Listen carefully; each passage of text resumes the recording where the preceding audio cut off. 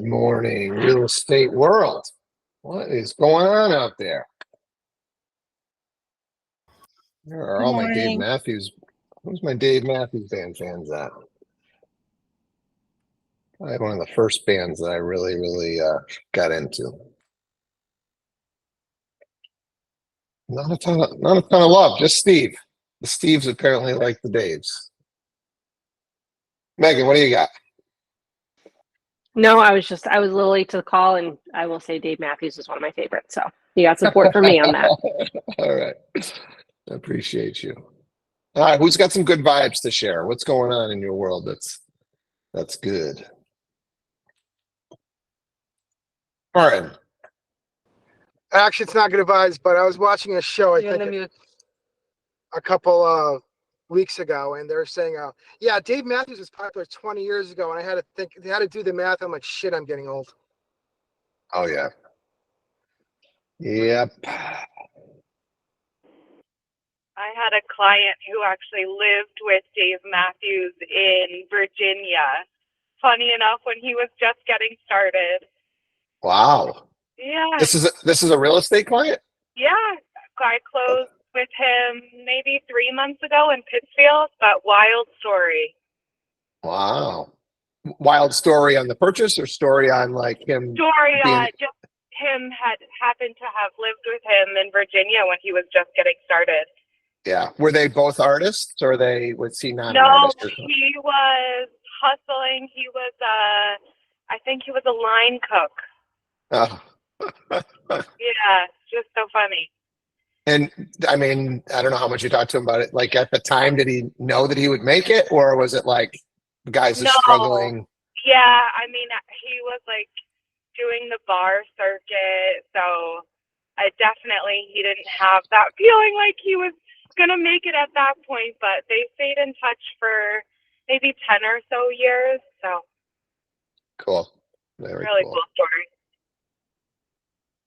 Well, I will share something that is pretty positive in my life. I came across a parenting app that I am falling in love with. So for you parents out there, I want to put a plug in for Dr. Becky Kennedy. I think I think she's kind of social media famous for her psychology stuff, but her app is really good. I've seen a couple of her clips on social. I don't know.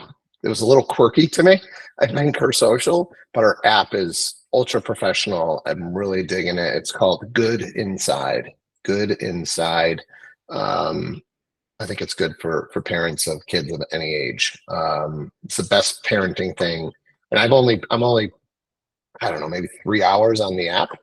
But I've tried a lot of different parenting stuff, parenting books. I get the Daily Dad as a newsletter that hits my inbox. It's okay.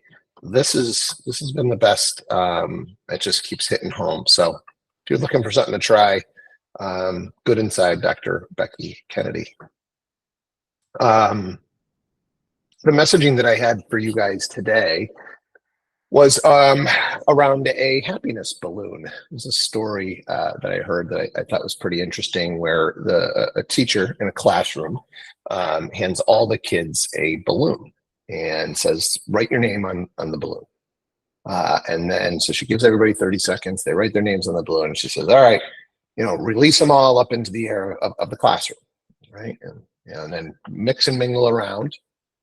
And she says, all right, I'm going to give everybody 1 minute to find your balloon, right? And so the kids are kind of all scrambling, and 1 minute goes by, and not one kid has found their balloon with their name on it. And so she said, okay, here's what we're going to do. Everybody reach up and grab a balloon and hand it to the person whose name's on it. So the kids do that, and everybody ends up with a balloon with their name on it. And she said, this is a metaphor for happiness in your life.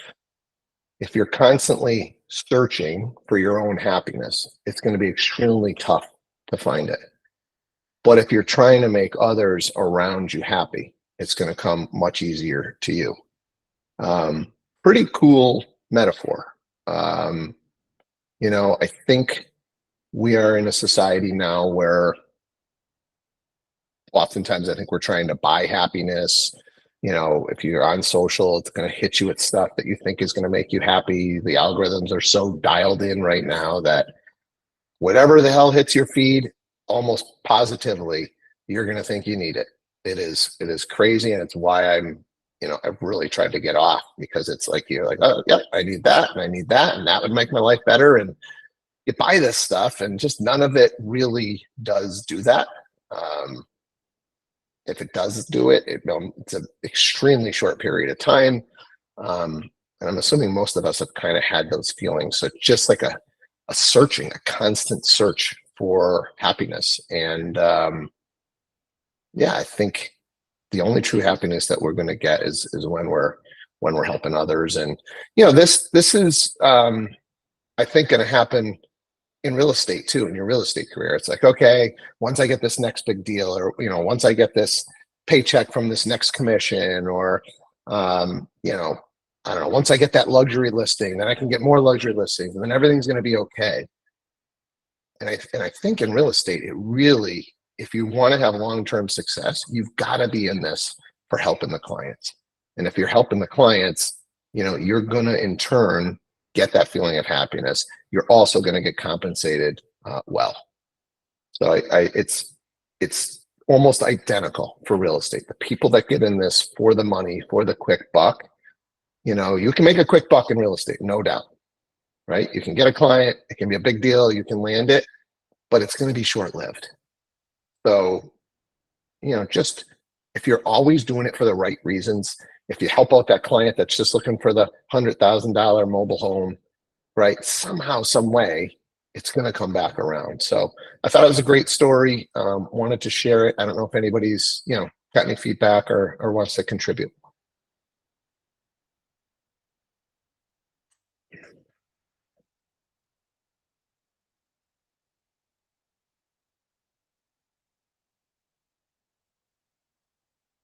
Go ahead, Tracy. I don't really have like a deal thing related, honestly, but in what you were just saying about helping people out, my husband has a friend who's renting. He's been renting a apartment for I don't know how many years. The property sold. They had a lease, and then they signed a new lease with a new person. And I know we don't do rentals, but it came into a situation where they were trying to take advantage. They were like, "You have a lease, but we're going to be upping your rent at $50 a month until you hit 1750."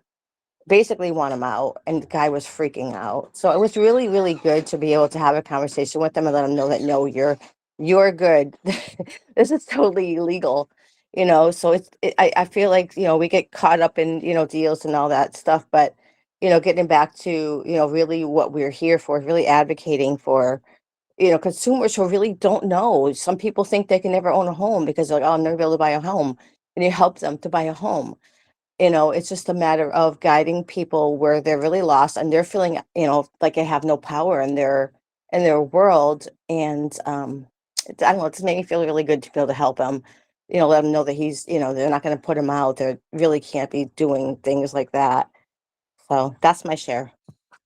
Yeah, I love it, Tracy. And I think the rental stuff is one of these opportunities in our careers where we don't do the actual work and get paid for it at Rovi. Just there's a lot of liability issues that it just doesn't make sense. And kind of the advice that I've got is just don't get involved because you're going to end up with more lawsuits, and it's going to cost you more than any money that you guys are going to make. But when you do come across these situations, I think it is in our best interest to at least guide them to a lender, right? See if they can. Most of these people, like you said, they don't even realize that they might be able to purchase a home.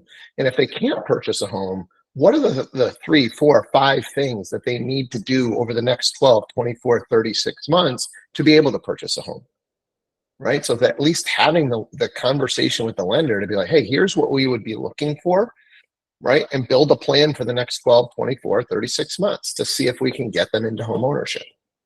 And I do think there's a percentage of the population that is probably going to be lifelong renters, but at least we could try and give them a path. Hey, it's going to be difficult, but here's the path that I can see for home ownership for you, right? Here's what the lender is saying that we've got to put in place, and give them some stuff to work on. And it's on them at that point to actually execute on that plan. Anybody else have a share along this topic?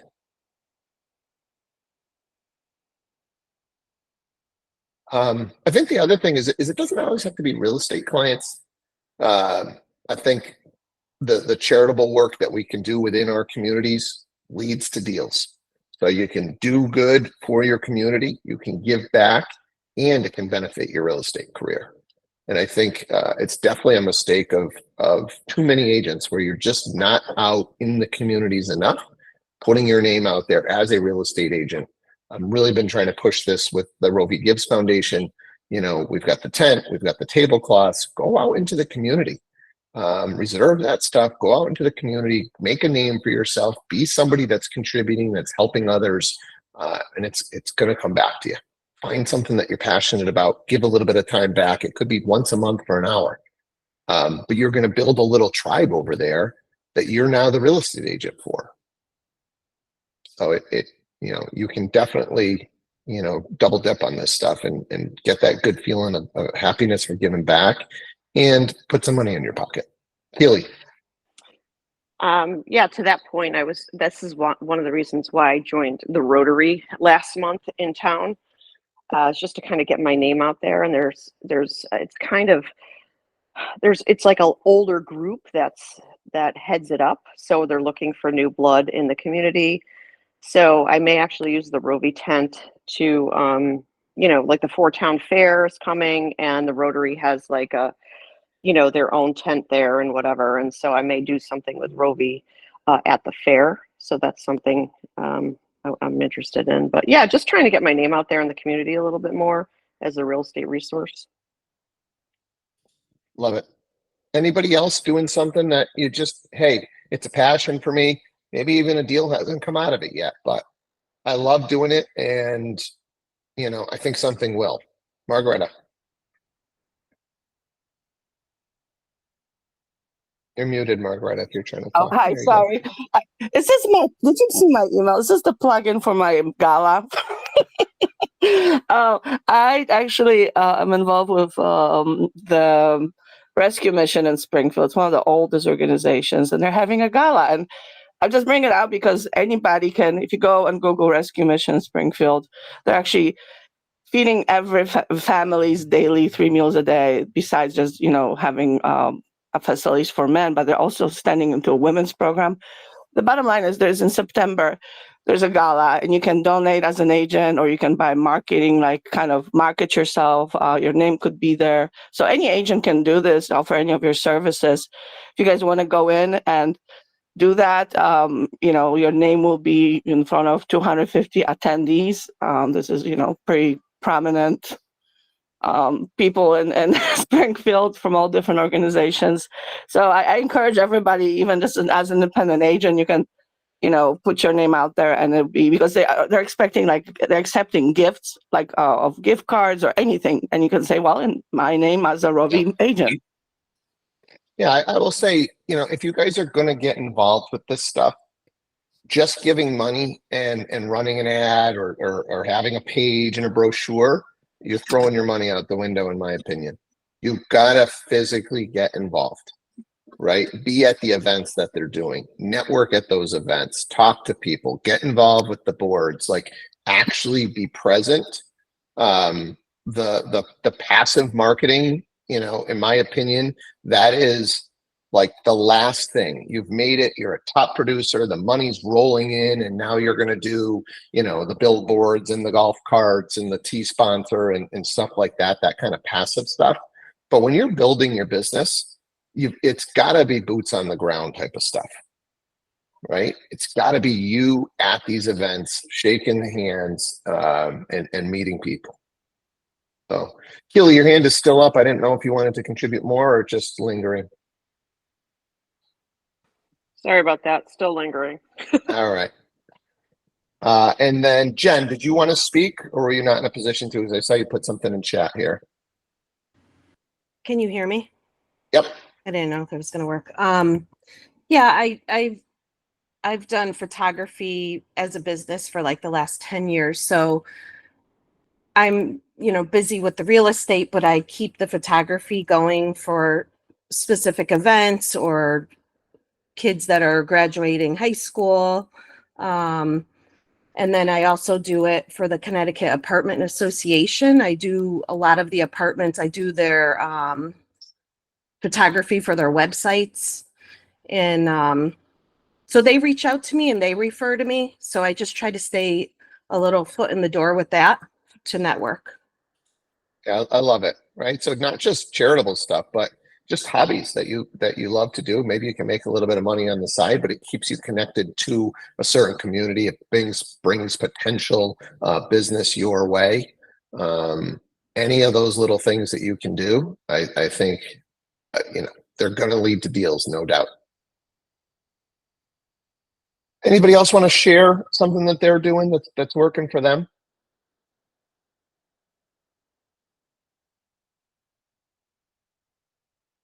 All right, let's come back to yesterday. Just had a couple of thoughts with a couple of conversations with agents post the call. We didn't talk about this one, but it is on our clauses to consider ways to strengthen your offer. It's one of those. But when we're putting together those offers and we are in a multiple offer situation, you're starting to see when you're not in a multiple offer situation, buyers are now asking for some closing costs or, the seller to pay, or maybe the seller to pay the buyer's agent commission.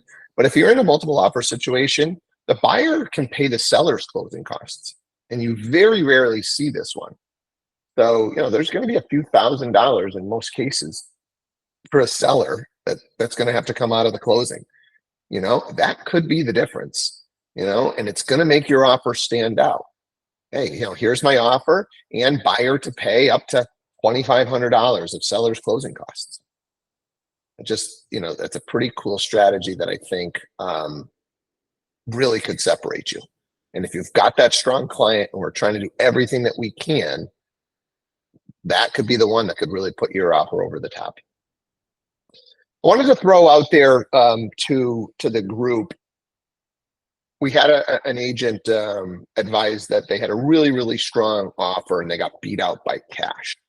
And there was just no way for their client to do cash. But I want to know how many of you, so I'm looking for somebody to raise their hand and tell me a strategy to compete with cash. How do we compete with cash when our buyer can't do cash? There's a couple of ways.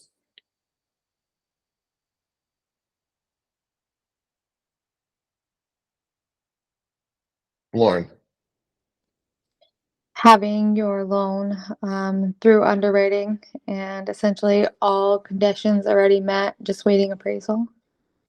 Yep. So that's option one, right? Is getting your client to your lender, explaining to your lender, hey, look, we lost out on a deal to cash, can't lose out on another one. I want to be able to go to the seller and say to that listing agent, hey, look, I know we're up against a cash offer, but we're willing to beat it by $5,000. And you can talk to the lender. This is done. This is fully underwritten. It is subject to an appraisal. All the docs have been collected, and this loan is almost as good as cash. That's the conversation that you can have with the listing agent. You can then have the lender follow up and have that conversation. So is everybody comfortable with that? Anybody have any questions on that one? All right, Carolina, you got your hand up?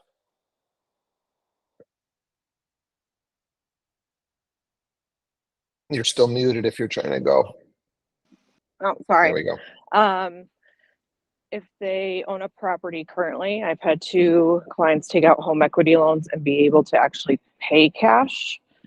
Like when having enough equity and a home sale contingency.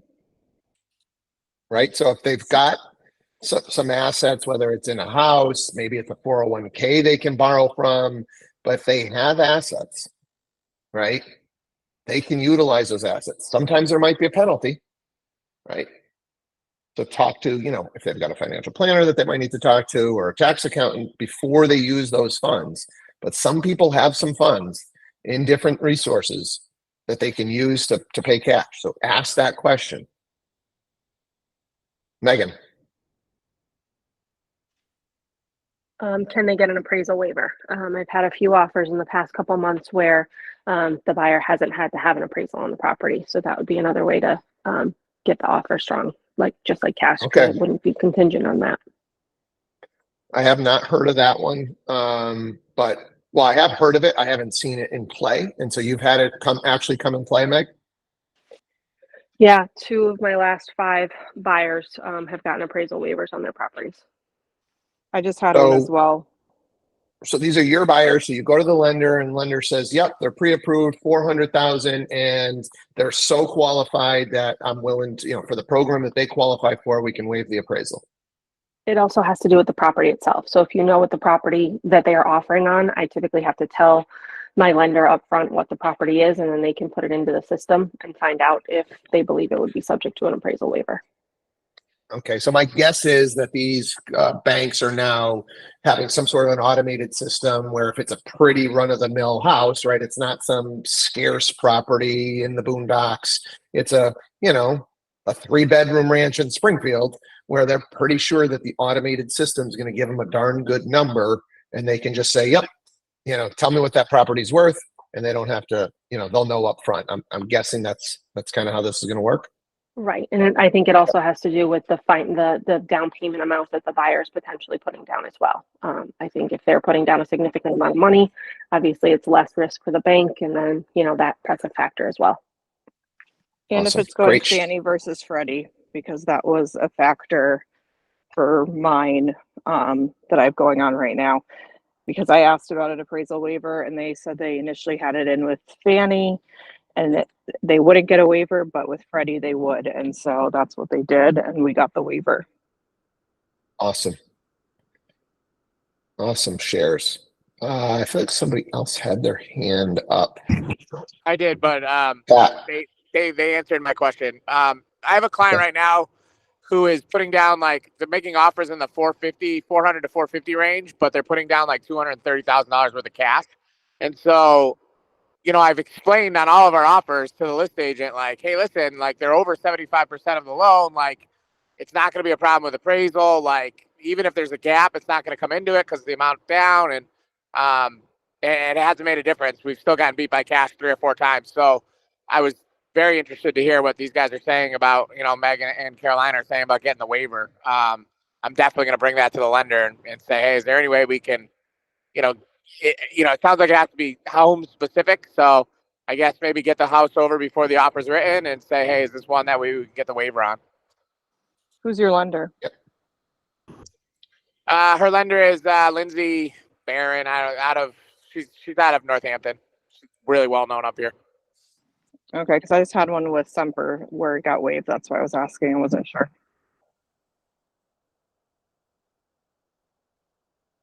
Yep. So got to have these tools in the tool belt. Great shares on this. There's one more thing that I'm thinking of that we can do if we keep getting beat out by cash. I'm aware of this one. I haven't seen it put into play. But there's these companies out there that will, it's going to cost you money. But I think, like, I don't know if knock is one of them, or there's a couple of them that we should just be aware of. Just, hey, I know you've gotten beat out by cash a couple of times. Here is an option. These guys will make a cash offer for you. It's going to cost you. Here's how it works. But I know you really want to be in this community and you're tired of losing out on cash. So is knock the one? Am I thinking of the right one, or Pat? Well, it's not knock, but yeah, that lender I was just talking about, they do like a cash for, they'll make a cash offer for you and then do the financing on the backside. But like you're saying, the interest rate, I mean, I think it's 4 points higher. Like, it's something like, if the interest rate's at 6.5, it's going to be like 10. So that's why we didn't utilize that to make cash offers, because the interest rate just goes through the roof on that program.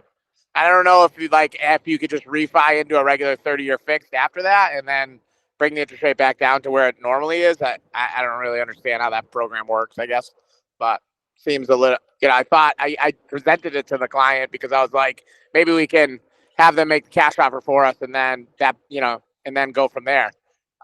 But yeah, it didn't seem to work out. So. Yeah, I believe that you will be able to refi out, or you're just going to pay a point or two to make it all happen. Or I think they have a couple of different ways to attack it. But just again, have the tool in the tool belt. I'm not saying it's the best one. We're always going to use it, but know that these programs do exist to help those clients that have a house to sell and they need something to buy. You know, if they don't know that there's any options when you don't own a property. They don't know if there are companies out there that'll just do a straight buy with no sell involved. Is anybody aware of a company that'll do that and make a cash offer for you?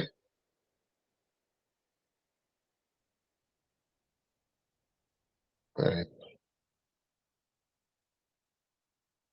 All right, we got time for one more. Does somebody want to share something unique that's happening on a deal or a win or a loss and help people avoid something? What do we got out there?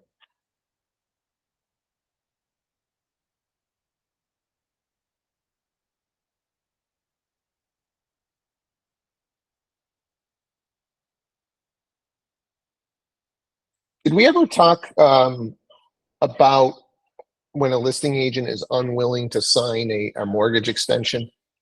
Did we ever talk about in time is of the essence? I don't think we did. I think I jotted this one down. Did we talk about this in the last couple of days? No? Not sounding familiar. Let's just run through this scenario. So we make an offer. We put a 45-day close. We put a, I don't know, 30-day mortgage commitment. Okay. And come 30 days, we've got a pretty darn good mortgage commitment. But the way that we coach mortgage commitment is that if it's subject to anything that is out of our control, we want to ask for an extension and protect that buyer's deposit, right? So I don't know. It's still subject to, you know, latest bank stubs. It's still subject to, you know, they have the most recent tax return, but they don't have the one from 2 years ago, right? So there's still a couple of things on there that aren't clear title, right? Clear title, that's on the seller. If you see that on a mortgage commitment, it's still subject to that condition. No issues, right? But if we've still got stuff that's out of our control, man, that W-2 comes in and it's not what we thought, or the pay stub comes in and all of a sudden the overtime that they've been getting isn't showing up, or that second tax return comes in and I don't know, there's something a little funky on there, right? And now we can get denied the loan, right? So we've always coached, protect that buyer's deposit, extend that mortgage commitment, you know, and there is case law out there that says, you know, unless you have language that time is of the essence in the original contract, which is very rarely in your original contract, reasonable extension should be granted. There's no definition of what reasonable is. Is that 2 weeks, 4 weeks, 6 weeks, 8 weeks? We don't really have a definition, but a reasonable extension shall be granted in a real estate transaction. Now that's the court. Just because you ask for that extension and it seems reasonable doesn't mean the seller has to sign that extension, right? So you could come up against a scenario where the seller's not willing to sign it, and now you've got to have a conversation with your buyer, right? Hey, look, we've got a darn good mortgage commitment here, but it does have 2 conditions on here. We got a $10,000 deposit. They're not willing to sign an extension. So you can talk to your lender and see how confident they are that this deal is going to go through, or you'd have to back out and you can get your deposit back at that point, right? Hey, I can't meet it. You're not willing to sign an extension. We're going to back out of this deal. Well, those would kind of be the options and the conversations that you could have with your buyer at that point. But the seller doesn't have to sign anything, right? It would be on the buyer to then say, well, you know, I'm going to sue you. You wouldn't extend, or same thing with the closings, right? So it can get a little gray because it's not in the seller's best interest to sign any of these extensions. And a lot of other brokerages don't coach it this way, right? You've got a mortgage commitment. Even if there's conditions on it, we're moving forward. We had a commitment. The lender gave us a commitment. Sometimes agents aren't checking what the conditions are on there. And then all of a sudden, we're past the commitment. One of those conditions can't be met. We get denied the loan. Buyer loses the deposit. And when you're looking at it from a seller's perspective, if you keep extending the mortgage commitment right up until the closing date or a week before, the way that we kind of coach it, it's like, what good was that deposit to begin with? you're protecting it the whole time. I mean, at some point you've tied us up for 45 or 60 days. Like the seller should have something right to that deposit at some point. At some point, you got to say, all right, we're moving forward. We had our opportunity. You know, lender didn't move quick enough to get certain docs in, or the buyer didn't move quick enough to get stuff to the lender. Right. So it's a gentle reminder that you've got to stay on top of your buyers to get all of their docs in, so that by that commitment date, whatever date we pick, we do have, you know, full commitment, subject to something that is maybe on the seller side, like title.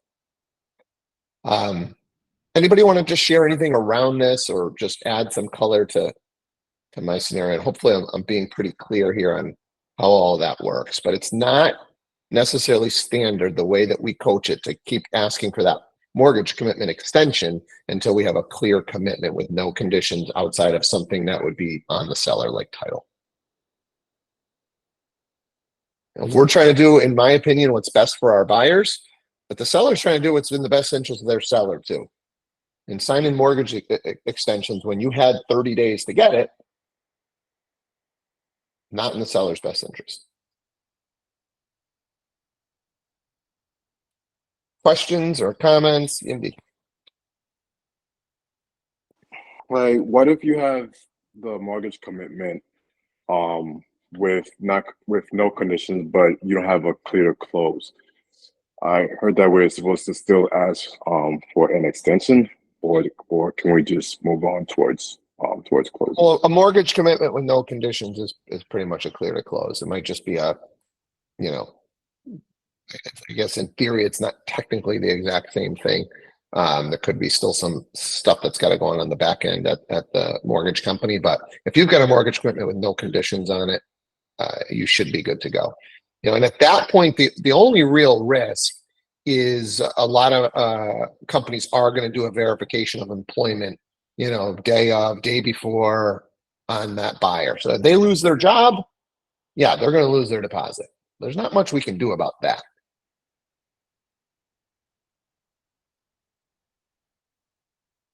Any other just questions, comments, or weird stuff you've run into regarding mortgage commitment, extension of mortgage commitment, anything along those lines?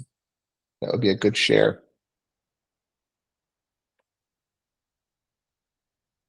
Okay. Awesome. Some great nuggets here today, guys. Hopefully some stuff that you can put into play. Have an awesome Thursday, and we'll get back after it again tomorrow and finish the week strong. Take care. Thank you. Bye.